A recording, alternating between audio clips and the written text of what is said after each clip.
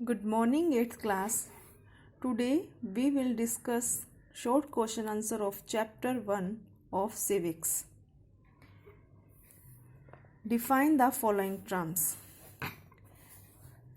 भी जो टर्म्स दी गई हैं उसको डिफाइन करना है हमारा. पहली कौन सी टर्म है? Secularism. It means that there is no official religion for the country.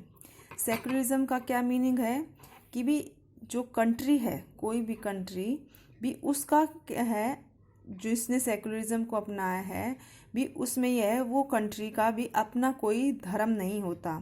यानी सभी वहाँ उस कंट्री के लोगों को अपना किसी भी धर्म को मानने का अधिकार होता है. यानी उस कंट्री का अपना कोई विशेष धर्म नहीं होता जिसको वो फॉलो करती है. सेकंड है सोवरेनिटी.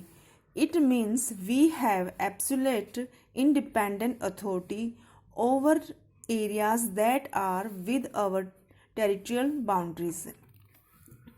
सोवरेनिटी होता है संप्रभुता. ठीक है, यानी इसका मीनिंग ये है कि भी जो भी उनके पास क्या है, इंडिपेंडेंट अथॉरिटी है. कौन किस पर?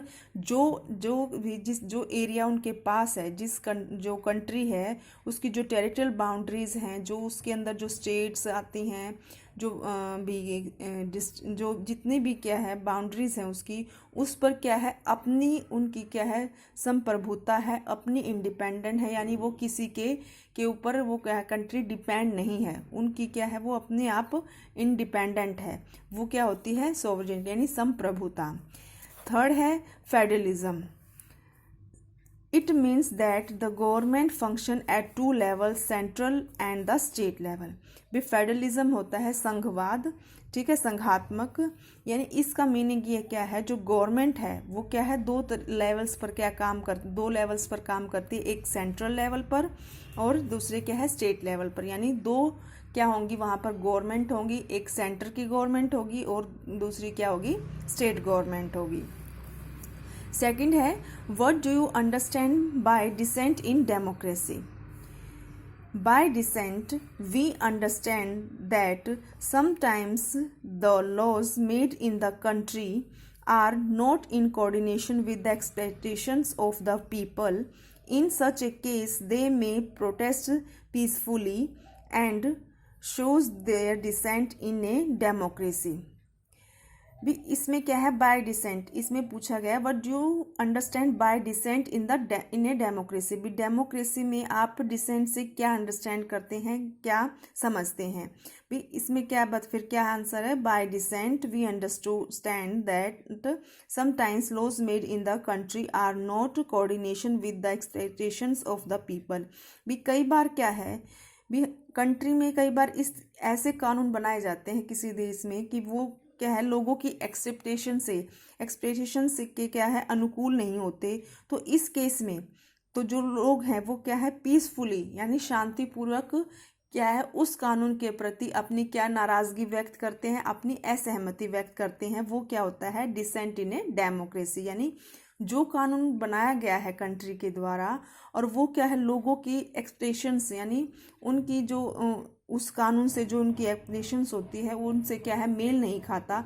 तो इसके कारण क्या है वो लोग वहाँ उस कंट्री के लोग पीसफुली यानी शांतिपूर्वक उस कानून के प्रति अपनी क्या करते हैं असहमति व्यक्त करते हैं. वो क्या कहलाता है डिसेंट इन ए डेमोक्रेसी.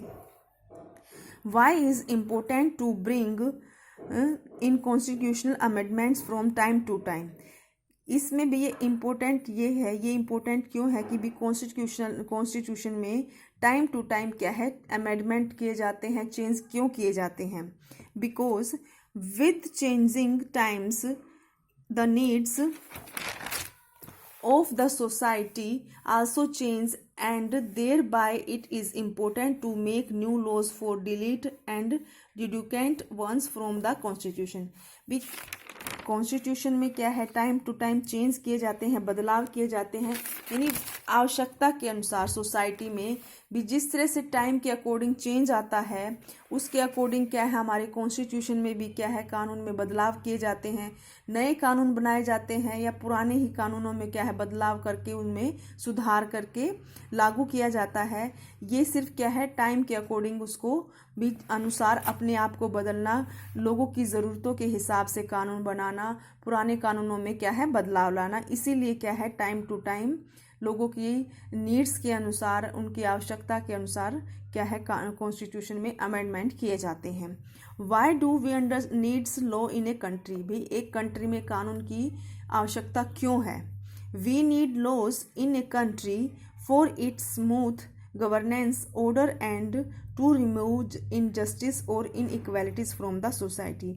भी एक कंट्री में कानून लॉ की क्यों आवश्यकता है, कानून की क्यों आवश्यकता है कि भी उसके द्वारा क्या है स्मूथ गवर्नेंस, भी आराम से क्या है आसानी से क्या है शासन किया जा सके, गवर्नमेंट चलाई जा सके, और उन्हीं के उसके ऑर्डर पर ही, यानी किसके ऑर्डर पर, लॉज के ऑर्डर के ऊपर ही क्या है सोसाइटी में, समाज में इनजस्टिस, इनइक्वालिटीज़ यानी अन्याय और इनइक्वालिटीज़ असमानता को क्या है ख़त्म किया जा सके, उनको वहाँ से उस सोसाइटी में से ख़त्म किया जा सके, किसके द्वारा, नीड्स लॉ को बना करके। इसीलिए क्या है एक कंट्री में लॉ की क्या है आवश्यकता होती है, बहुत ज़्यादा आवश्यकता होती है, जिससे भी क्या है आराम से शासन चलाया जा सके, आराम से सरकार चलाई जा सके।